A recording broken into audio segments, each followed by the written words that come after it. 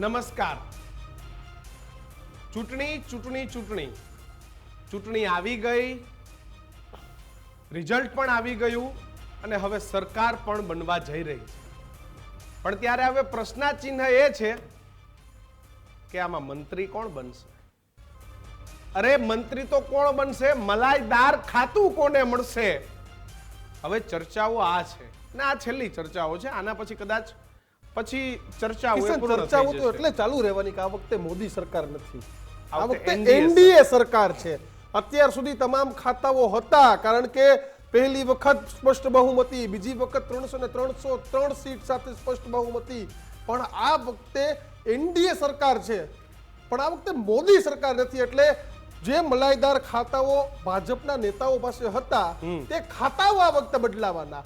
કારણ કે પલટુ ચાચા બિહારથી એવું કહેશે, અત્યારથી ડિમાન્ડો તો આપણે સાંભળી કે મોટા ખાતાઓના. આજે જે ત્યાંના નેતા ત્યાગીનું નિવેદન આવ્યું કે અમને તો ઇન્ડિયા ગઠબંધને પ્રાઇમ મિનિસ્ટરની ઓફર આપી. ત્યાં ઓફર હોય? આ ભાજપને દબાવવાની સ્ટ્રેટર્જી છે અને પોલિટિકલ સ્ટ્રેટર્જી. કારણ કે જાહેરમાં આવીને મીડિયામાં સ્ટેટમેન્ટ આપવું, કિશન, જો કોઈ ઓફર હોય અને નક્કી કરવું તો બંધ બારે થઈ ગયું હોય. પાછળથી એવું કે છે કે અમે એનડીએ ના મજબૂત પક્ષ તરીકે, અરે આગળ આવીને એવું કે મજબૂત છે, પાછળથી જઈને પાછા એવું કે મીડિયમ જઈને એવું કે ભાઈ અમને તો પ્રધાનમંત્રીની ઓફર હતી. અરે ભાઈ ઓફર હોય તો નીતિશ કુમાર 1 મિનિટ રાહ જોવે અને બિહારના સીએમ માટે રાહ ન જોતા હોય. ત્યાગી સાહેબ, પ્રધાનમંત્રી પદ એ કોઈ રિલાયન્સ કે ડીમાર્ટના સેલમાં મળતી ઓફર નથી કે આપ તમે એવું કહી દો કે અમને વડાપ્રધાન માટેની ઓફર હતી. આ કોઈ વેચાવ માલ નથી. આ ભારત દેશનું સંવિધાનિક પદ છે, ભારત દેશનું સૌથી સર્વોચ્ચ પદ છે. નેતાઓના મોઢે આવી વાતો ક્યારે સારી નથી લાગતી. કારણ કે તમારે જનતા માટે થઈને વડાપ્રધાન બનવાનું છે, તમારા પોતાના વિકાસ માટે નહીં. તમે અત્યારથી રેલવે માંગી રહ્યા છો, તમે અત્યારથી નાણાં માંગી રહ્યા છો, તમે અત્યારથી શહેરી વિકાસ માંગી રહ્યા છો. સાહેબ, સેવા કરવા માટે કોણે કીધું કે નાણાં કે શહેરી વિકાસ જ જોઈએ? સેવા કરવા માટે તો એક સંસદ સભ્ય પણ ઘણો છે અને આ દેશનો એક સામાન્ય નાગરિક માણસ પણ ઘણો છે.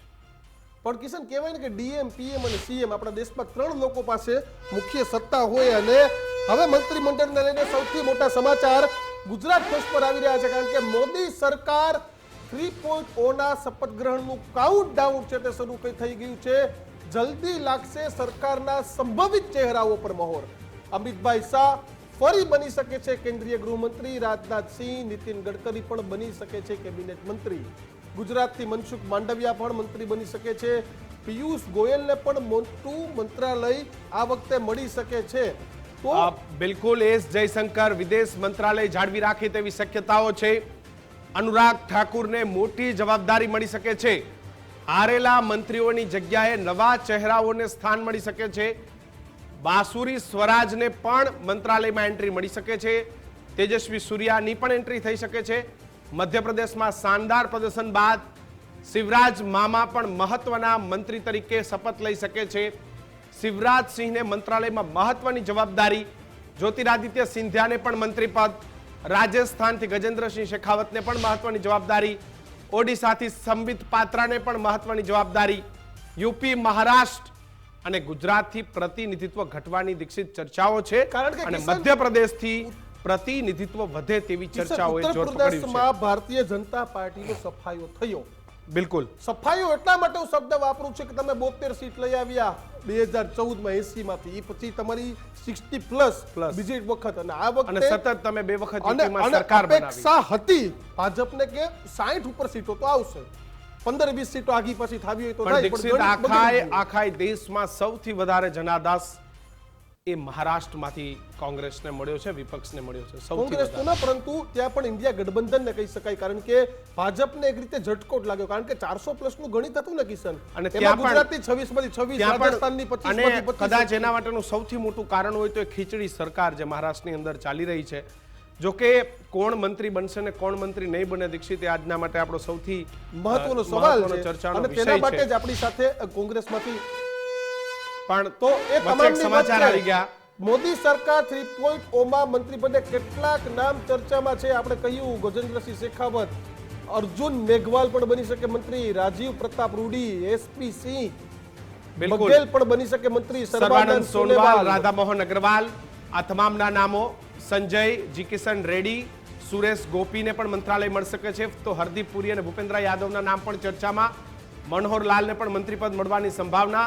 પ્રહલાદ જોશી અને નારાયણ રાણે, શ્રીપદ નાઈક પણ મંત્રી બનવાની રેસમાં.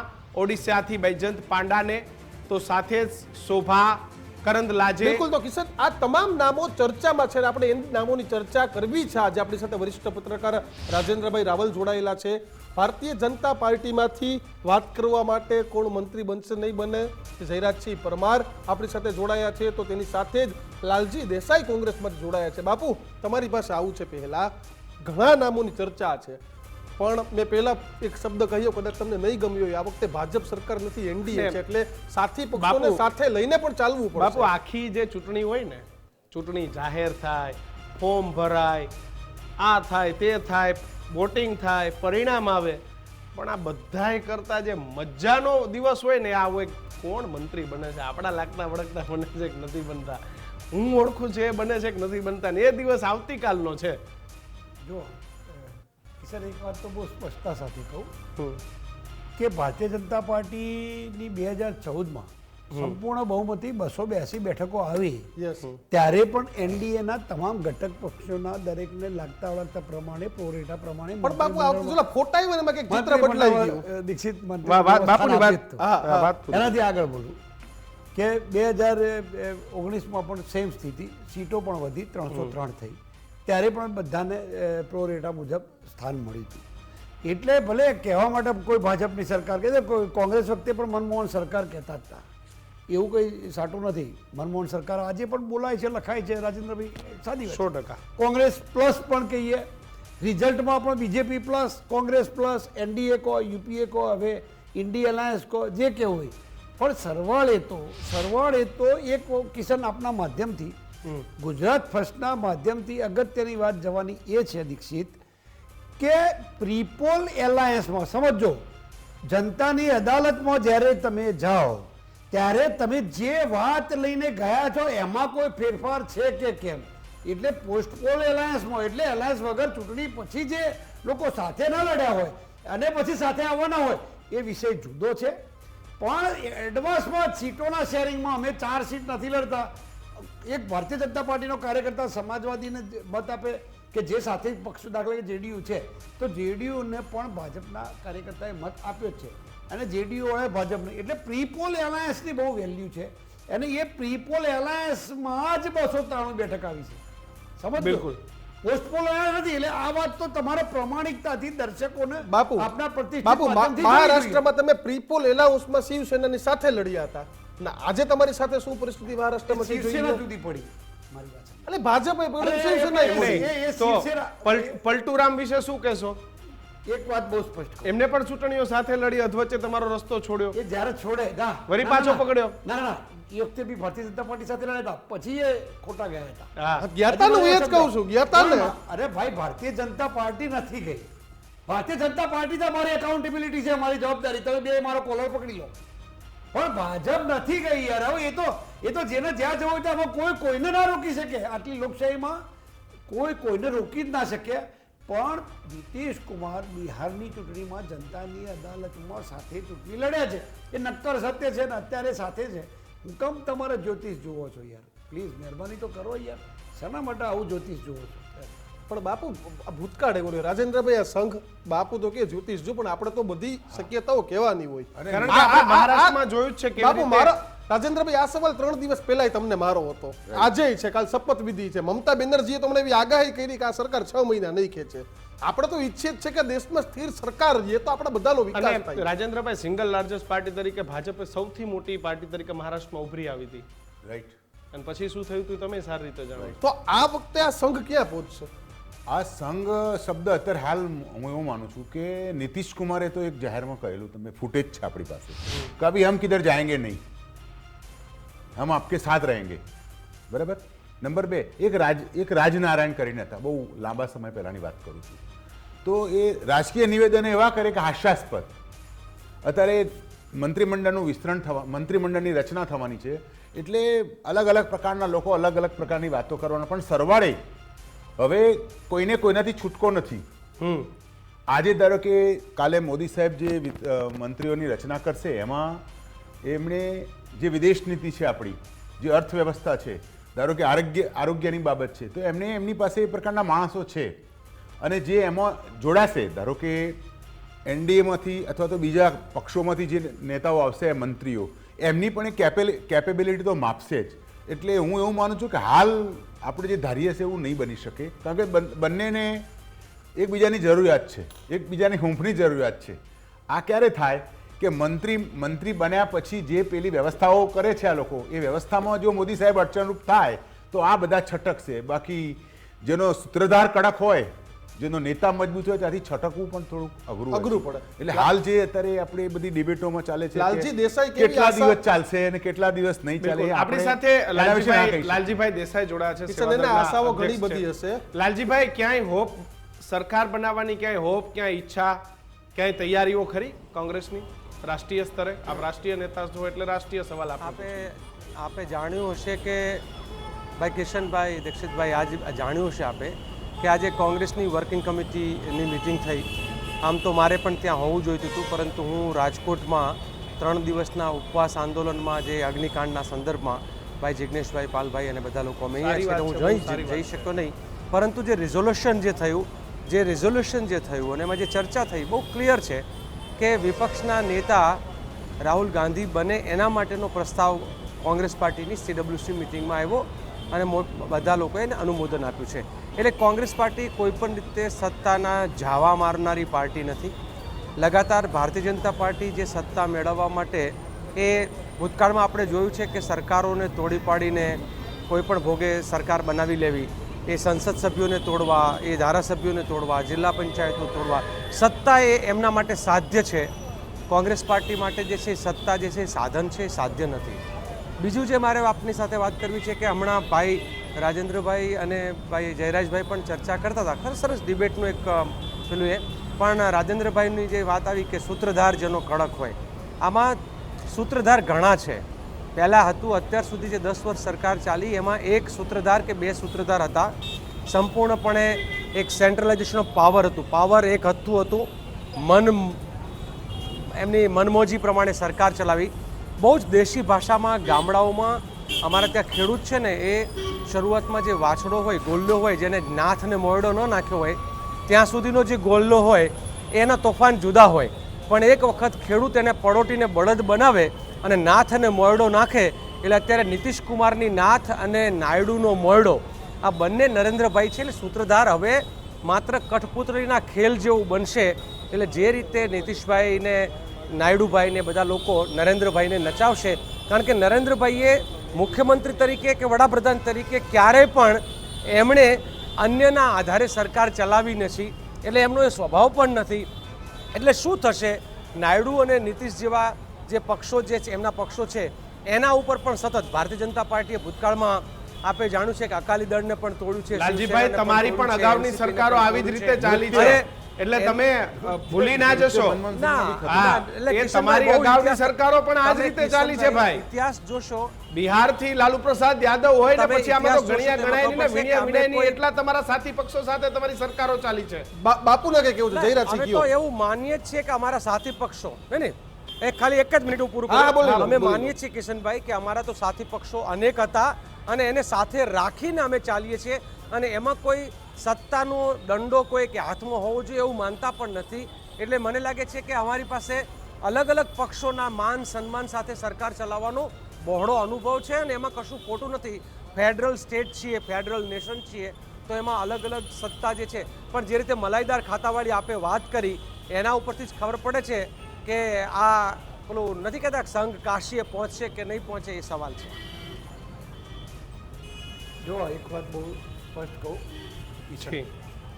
કે થોડાક જુદા પરિપ્રેક્ષમાં તમે જુઓ, નરેન્દ્રભાઈ મોદી સાહેબ જ્યારે સંગઠનમાંથી 2001માં જ્યારે આવ્યા ત્યારે આ જ વિપક્ષ, અમે પણ વિપક્ષમાં હતા જ, આ જ વિપક્ષ એવું કહેતો હતો કે નરેન્દ્ર મોદી સરપંચે થયા નથી, એમને કોઈ અનુભવ નથી, વહીવટનો અનુભવ છે નહીં, એટલે ધારાસભ્ય પદ તો જવા દો, સરપંચ પણ થયા નથી. અને પછી સીધા જ મુખ્યમંત્રી થયા અને એના પછી એમ કે હવે આ અત્યારે તો બનાવી કાઢે, સોગંદવિધિ કરી દીધી છે, પણ ફરીથી ચૂંટણી આવશે એમાં ચૂંટાશે નહીં. 2002માં રાજેન્દ્રભાઈ Right. ફરતી વટકે 7 આયા, ડંકાની ચોટ ઉપર આવ્યા. એના પછી સળંગ ગુજરાતમાં રહ્યા ત્યાં સુધી વટકે 7 ચૂંટાણા. એ વખતે પાછા 8 લોકો કહેતા હતા કે ગુજરાત તો જુદી વાત છે, ગુજરાતમાં તો કરી શકાય, ગુજરાતની રાજનીતિને જુદું, પણ દેશમાં શાસન કરવું બહુ અઘરું છે ભાઈ. વિવિધતામાં એકતા ને બીજું ને ત્રીજું ને બધી વાતો આ જ લોકો કરતા હતા જ્યારે વડાપ્રધાન થવાની વાત આવી ત્યારે પણ નરેન્દ્રભાઈ માટે આ જ વાત કહેતા હતા. આજે પણ વટકે 7 ત્રીજી વાર જવાહરલાલ નહેરુની સરખામણી કરવા જઈ રહ્યા છે. એ વખત તો પરિસ્થિતિ જુદી હતી, વિપક્ષ નહોતો. અચ્છા, આઝાદી લડાઈની ઘણી બધી ગુડવિલ પણ હતી, સ્વીકારવું પડે, પણ ઘણી બધી ગુડવિલ હતી. એ સંજોગો ને અત્યારના સંજોગોમાં બહુ ફરક છે. બિલકુલ બાપુ, તમારી પાસે આવીશ, પરંતુ ગુજરાતના કેટલા મંત્રીઓ મોદી સરકારમાં રહેશે, પ્રતિનિધિત્વ કરશે, તેને લઈને સૌથી મોટા સમાચાર. અમિત શાહ ફરી એક વખત કેન્દ્રીય ગૃહમંત્રી બની શકે છે, પરંતુ 2019ની સરખામણીએ ગુજરાતમાંથી 1 કે 2 મંત્રી પદ ઘટી શકે છે. મનસુખ માંડવિયાનું કેબિનેટમાં સ્થાન નક્કી માનવામાં આવી રહ્યું છે. ગુજરાતથી સાંસદ એસ જયશંકર પણ ફરીથી એક વખત વિદેશ મંત્રી બને તેવી શક્યતા. પરંતુ કિશન, વિવાદમાં રહેલા પરસોત્તમ રૂપાલાનું મંત્રી પદ જાય તેવા તમામ એંધાણ અને જેના કારણે વિવાદમાં આવ્યા અને હાર થઈ શકે તેવી સ્થિતિ હતી, તેવા પૂનમ માડમ મંત્રી બને તેવી સ્થિતિ. દેવસિંહ ચૌહાણનું પણ પત્તું કપાય, પરંતુ દેવસિંહ માટે રાહતના સમાચાર એ છે કે સંગઠનમાં સારું સ્થાન મળે તેવી ચર્ચાઓએ જોર પકડ્યું છે. 156નું રિઝલ્ટ તો મળવાનું હતું. બિલકુલ, તો મંત્રી પદ માટે ધવલ પટેલ અને જો સી.આર. પાટીલને અન્ય જગ્યાએ લઈ જવામાં આવે કેન્દ્રમાં, તો એમનું નામ પણ ચર્ચામાં છે. બાપુ, શું કહેશો? સી.આર. પાટીલ 156ની ગિફ્ટ મળવાની હતી, નામ પણ ચર્ચામાં છે, તો ગુજરાતના સંગઠનમાં કેટલો બદલાવ?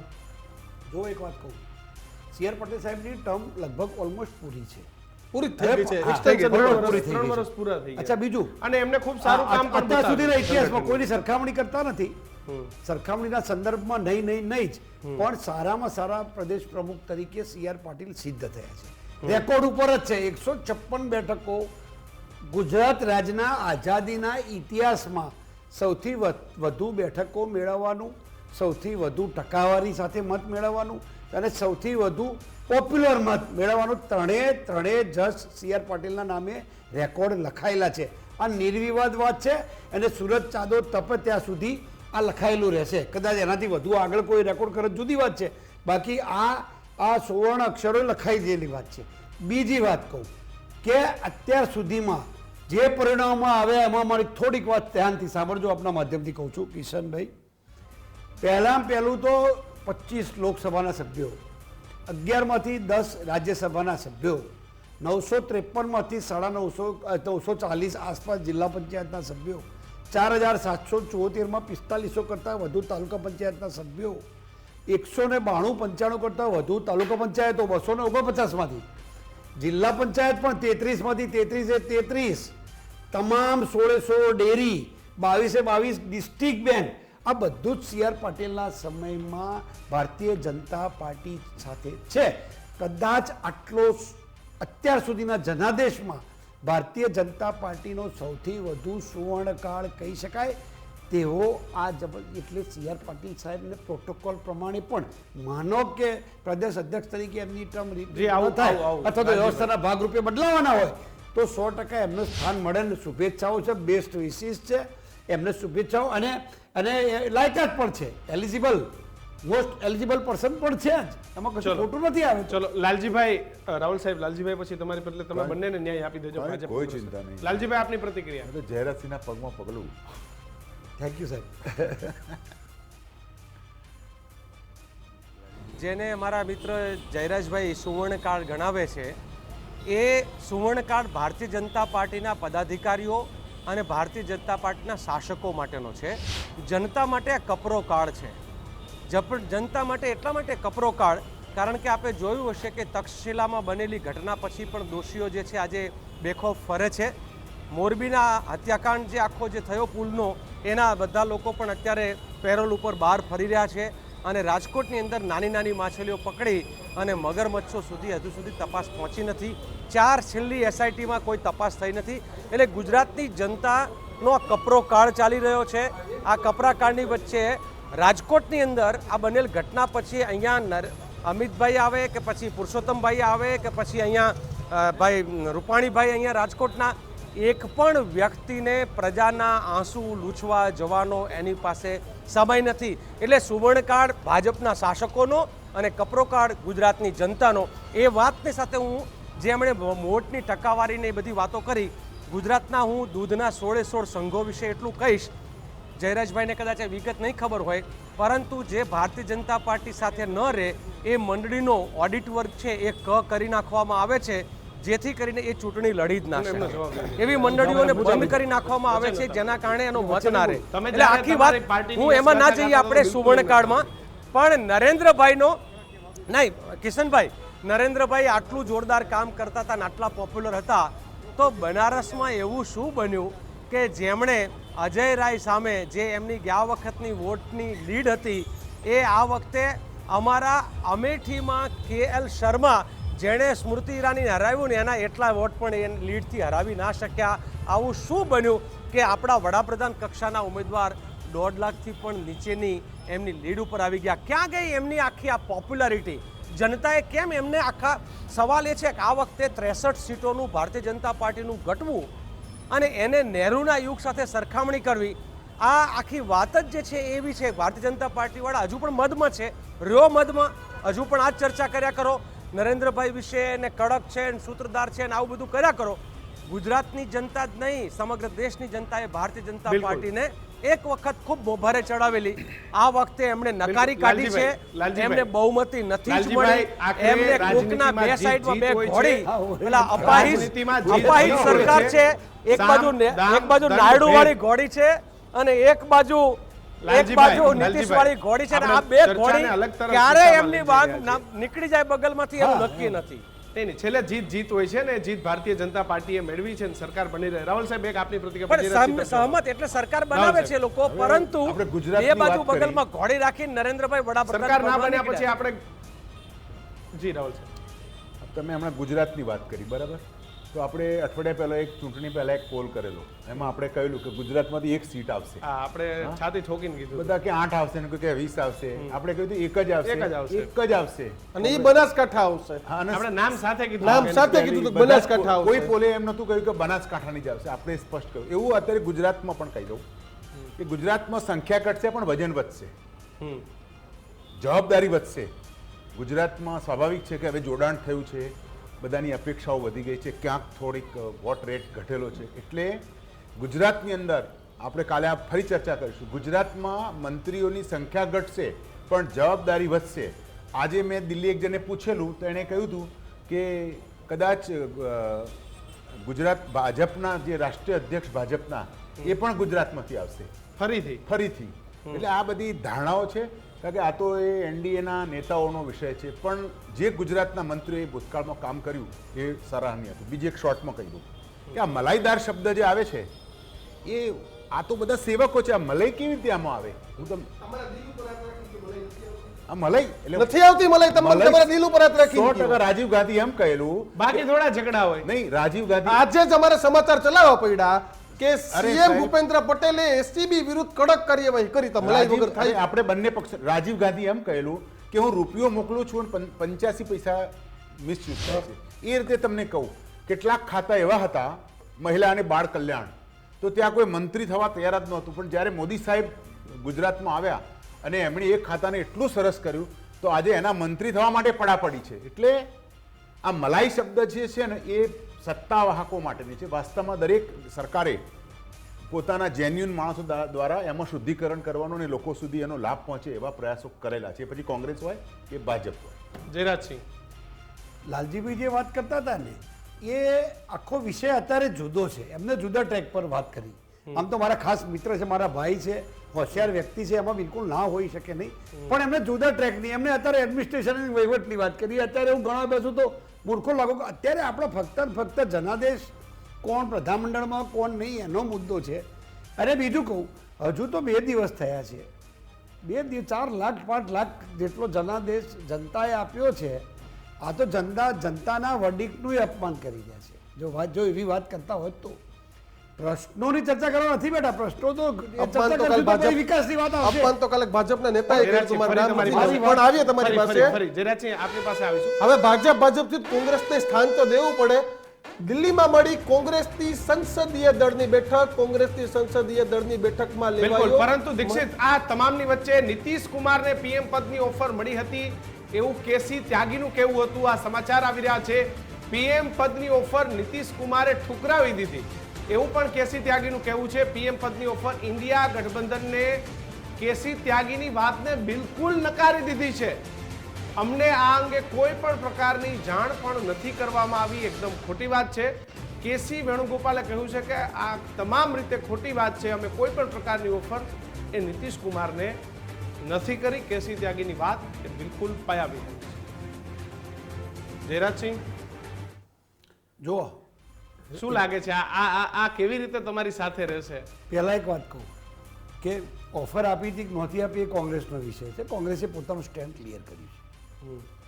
આવી હતી કે નહોતી આવી એ જેડીયુનો વિષય છે. આમાં ભારતીય જનતા પાર્ટીને કાંઈ લેવા દેવા નથી. બાપુ સાથી પક્ષ છે તમારો, આવી એટલા ધમકી માટે- બહાર રહીને આપે એટલા ક્યાંથી માટે- ભેગું થવાનું આમાં?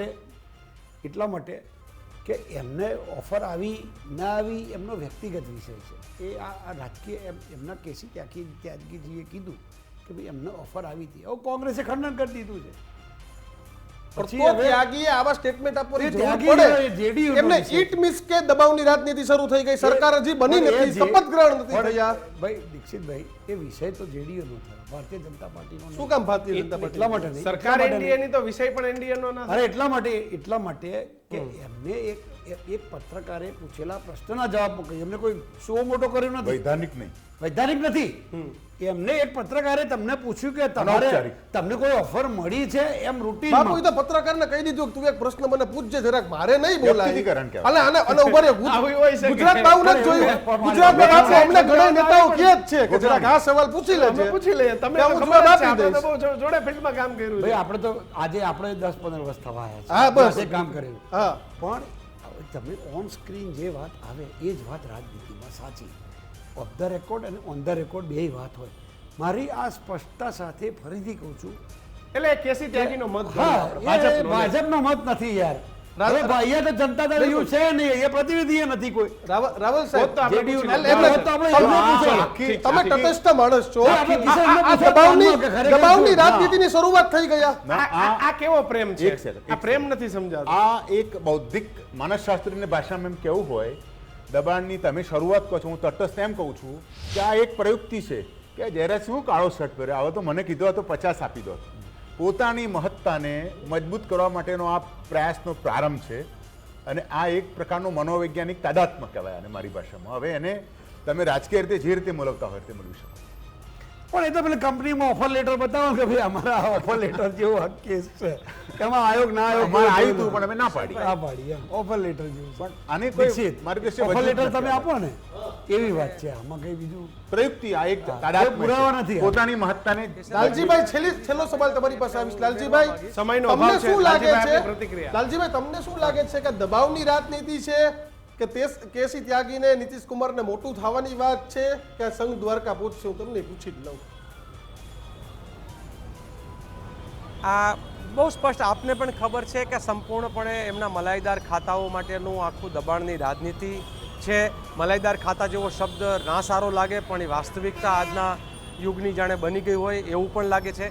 બીજું કે તમે છેલ્લા અમુક ભાષણો જે રીતે ચંદ્રબાબુ નાયડુ અને વર્સિસ અમિતભાઈના અને અમિતભાઈ વર્સિસ ચંદ્રબાબુના, નીતિશ વર્સિસ અમિતભાઈ કે મોદીના કે મોદીજીના વર્સિસ મમતા નીતિશ બેનર્જીના કુમારના, અને એ બધા કોંગ્રેસના સાંભળો ને તો નેતાઓ તમને હા, ખબર પડે. સાંભળીએ નહીં આપણે. ના, હું કહું જયરાજભાઈ, હું વચ્ચે નથી બોલતો નહીં ક્યારેય, બોલો, તમે નહીં પણ જાણો બોલો, નહીં બોલો, છો નહીં કે હું એવું માનું છું કે આ કજોડું, હા આ કજોડું છે અને કજોડું જેને કે ને પરાણે પ્રીત ન હોય તો આ પરાણે જે થયેલી પ્રીત છે ને એ 6 મહિના 12 મહિના પછી કાં તો ભારતીય જનતા પાર્ટીની 272 સીટો પૂરી કરશે. હું ભવિષ્ય ભાખું છું કઈ કે એ જેડીયુને અને નીતિશભાઈ નાયડુની પાર્ટીને તોડીને અન્યને એ 272 પૂરા કરશે, પોતાના સાથીઓને ભરખી જશે, ગળી જશે, કાં તો એ લોકો વહેલા ચેતી જશે અને ખબર પડશે કે આ સત્તાનું જે આખું એક રાક્ષસી એક માયાજાળ જે છે એમાંથી નીકળી જાઓ, નહીં તો પતી જશો. એટલે 6 મહિનાની અંદર ભારતીય રાજકારણમાં બહુ અદ્ભુત ઘટનાઓ ઘટશે જેનો તમે અમે બધા સાક્ષી બનશો. બાબુ જવાબ આપો. એક જ વાત, બિલકુલ આ ગઠબંધનની પવિત્રતાની વાત કરે છે, આપના માધ્યમથી બ્રેકિંગમાં હમણાં પૂરું થાય એટલે ચલાવજો. આ ઇન્ડી એલાયન્સની અંદર જેટલા લોકો સાથે ગઠબંધનમાં લડે છે એના કરતા સામસામે વધુ લડે છે. અને આમ આદમી સામસામે. પાર્ટીએ તો જીત્યા પછી નહીં, આમ આદમી પાર્ટી પંજાબમાં સામસામે, પછી એલડીએફ યુડીએફ એટલે કેરળમાં સામસામે. રાહુલ ગાંધીની સામે પણ લેફ્ટનો ઉમેદવાર સાહેબ. અને બંગાળમાં પણ એવું જ એટલું હતું. જ નહીં, બંગાળમાં મમતાની સામસામે.